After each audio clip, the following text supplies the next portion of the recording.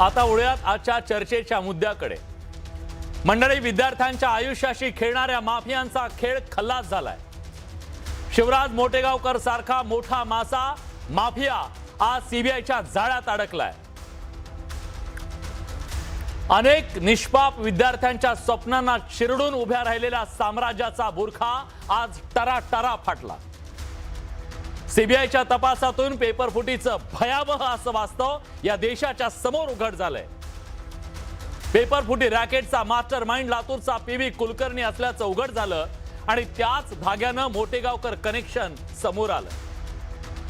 देशभर पसरलेल्या या माफियांच्या टोळीनं जणू बोगस डॉक्टर बनवण्याची फॅक्टरी उघडली होती। सीबीआय रविवारी मोटेगावकरच्या घरी धडकली तेव्हा त्याचा मोबाईल जप्त केला आणि त्यातून जे समोर आलं ते या देशाला हादरवणारं होतं। फुटलेल्या नीटची मूळ प्रश्नपत्रिका त्याच्या मोबाईलमध्ये होती। हा तो डिजिटल पुरावा होता ज्यामुळे काळ्या साम्राज्याचा मोटेगावकरचा मुखवटा फाटलाय। संतापजनक गोष्ट काय माहितीये, या माफियांकडे नीटचा पेपर मुख्य परीक्षेच्या तब्बल 10 दिवस आधी आला होता।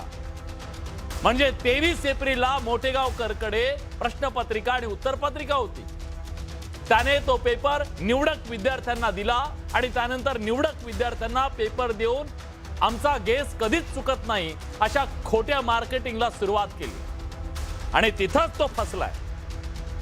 खरंच शरम वाटते यांची आणि किळस येते, किळस या लोकांच्या मानसिकतेची। अनेक वर्ष खपून ज्या लोकांनी लातूर पॅटर्न उभा केला कष्टातून, पण लातूरच्या नावलौकिकाला बट्टा लावण्याचं काम या लोकांनी केलं, या माफियांनी केलंय।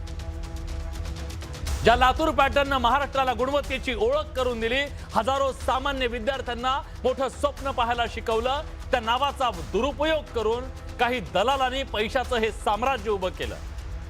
पण एक गोष्ट स्पष्टपणे सांगायला हवी या महाराष्ट्राला, या माफियांचा आणि खऱ्या लातूर पॅटर्नचा कवडीचाही संबंध नाही।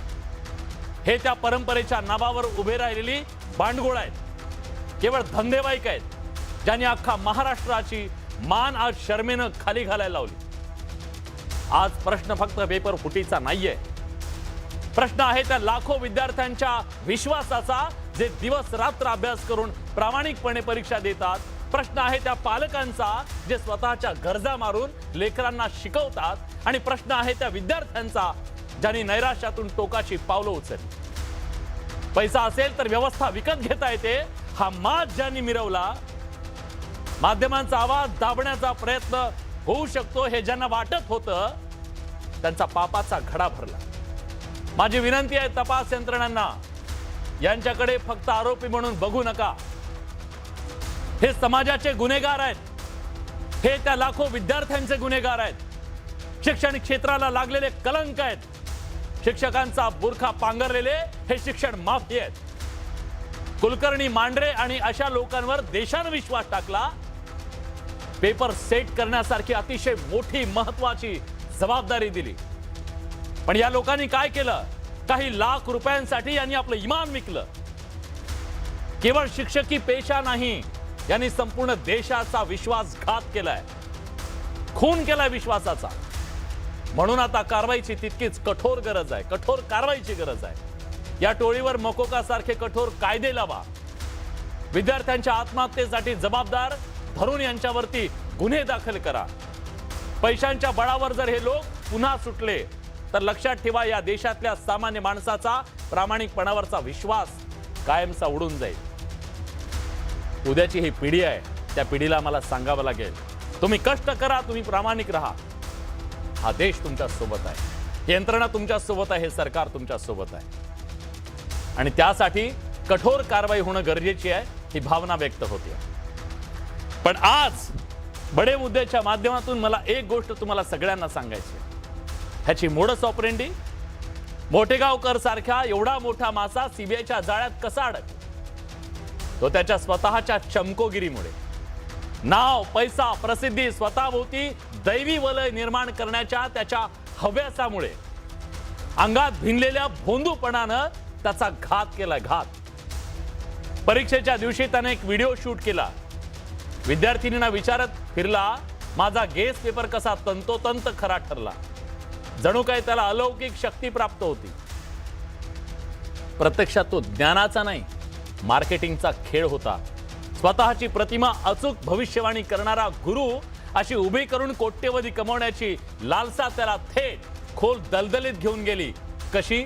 तुम्ही बघा. नीट 2026चा आत्ताच पेपर झाला. माझ्यासोबत तिनं आत्ताच पेपर देऊन आला. RCC मॉकमधून RCC टेस्टिंग क्वेश्चन आले. त्याच्या बाहेर क्वेश्चन आलाच ना. तुम्ही खुश आहात RCC? हो, खरंच खुश आहात? बायोलॉजी काय म्हणते? सगळं एनसीईआरटी बेसिस मॉक टेस्ट मध्ये जे विचारलं ते चालू. आपल्या मॉक पेश सोपं होतं का अवघड होतं? सोपं. वा, छान. आणि माझ्यासोबत तुझं नाव ताई? कसा गेला पेपर तुला? Chemistry, physics, bio? खूप छान केलं सर. आणि तुम्ही जे 101 क्वेश्चन्स दिले होते ना, ते 101 क्वेश्चन मधून मोस्ट ऑफ त्यातूनच आले होते question. अरे वा, आपण जे शेवटी मॉकला जे घेतो आपण ते सगळे क्वेश्चन्स. वा, व्हेरी गुड. मॉक पेपर हे म्हणजे RCC पेपर फॉलो केली more than sufficient. More than sufficient आहेत सर ते. अच्छा, व्हेरी गुड, व्हेरी गुड. खूप छान, खूप छान. याच व्हिडिओमुळे बराच काळ विद्यार्थ्यांमध्ये, पालकांमध्ये संशय होता. याचे पेपर इतके तंतोतंत कसे जुळतात बरं? पण त्या संशयावरही त्यानं ढोंगाचा एक मुलामा चढवला. पांडुरंगाचा आशीर्वाद आहे. स्वप्नात प्रश्न दिसतात अशा थापा मारून त्यानं स्वतःभोवती बुवाबाजीचं एक साम्राज्य उभं केलं. अभ्यासापेक्षा अंधश्रद्धेचा बाजार मांडून विद्यार्थ्यांच्या भविष्याशी खेळ केला. आणि या भोंदूची बुवाबाजी कशी होती ती सुद्धा ऐका. मी एवढं तुम्हाला सांगू इच्छितो, आम्ही तर देशमुख परिवार नावाचं कुंकू लावले भैया. आणि आम्ही तर एवढं मी सांगू इच्छितोय, कारण आम्ही असे नाहीत की एकाच कुंकू लावून एका संघ नाही, अजिबात नाही. पुढचे 7 जन्म आम्ही आपलंच कुंकू लावलंय, एवढं मी सांगू इच्छितो. तर एका बाजूला राजकीय वरदहस्त त्याच्यावर कसा होता तो आपण बघितला. तो सांगत होता कुंकू लावल्याचं, पण ती बुवाबाजी कशी होती ती सुद्धा त्यानं स्वतःच्या तोंडून सांगितली. ती ऐका. माझ्यासोबत आदरणीय मयंक सर पण आहेत. Mayank sir, please.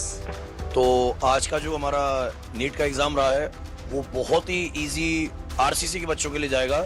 Respected Motegaonkar sir की गाइडेंस में जो टेस्ट सीरीज से क्वेश्चन बनाए थे, जो मॉक टेस्ट से क्वेश्चन बनाए थे, एज इट इज क्वेश्चन बनाए हैं. लोग कहते हैं कि मोटेगांवकर सर पर भगवान पांडुरंग की साक्षात कृपा है, और ये हर बार जितनी बार एग्जाम होता है उतनी बार ये प्रूव हो जाता है कि जो एम सर कहते हैं वही होता है. एक क्वेश्चन ऐसा है लेसिंग टेस्ट का, जो सर ने राउंड मारते हुए कहा है कि मुझे ऐसा स्वप्न आ रहा है कि ऐसा एक क्वेश्चन आएगा, और वाकई में वो आया है. तो ये साक्षात भगवान पांडुरंग की कृपा है. और मैं सभी बच्चों को बहुत कांग्रेचुलेट करता हूँ, टीम RCC को कांग्रेचुलेट करता हूँ. और इसी तरह आज तक लातूर में हमेशा और पूरे महाराष्ट्र में RCC का डंका बजा है, और इस बार भी वो झंडा RCC का ही लहराएगा. गेली अनेक वर्ष भोंदूगिरीचा हा सगळा बुरखा होता. लोक भुलले त्याला. या संपूर्ण रॅकेटचा सूत्रधार कुलकर्णी, पेपर फुटीचा कथित मास्टरमाइंड कुलकर्णी पेपर फोडायचा मोटेगावकर. त्या फुटलेल्या प्रश्नपत्रिकांचा मोठा गिराईक होता. त्याच्या खाजगी क्लासेसची वार्षिक उलाढाल तब्बल 100 कोटींच्या घरात गेल्याची चर्चा आहे. त्याच्या विरोधात अनेक तक्रारी, पण पैशाची ताकद आणि राजकीय वरदहस्ताच्या जोरावर प्रत्येक आवाज दाबला गेला अशी चर्चा आहे. विद्यार्थ्यांना शिक्षणासाठी नवे राजकीय ताकद म्हणून वापरण्याचा त्याचा डाव होता.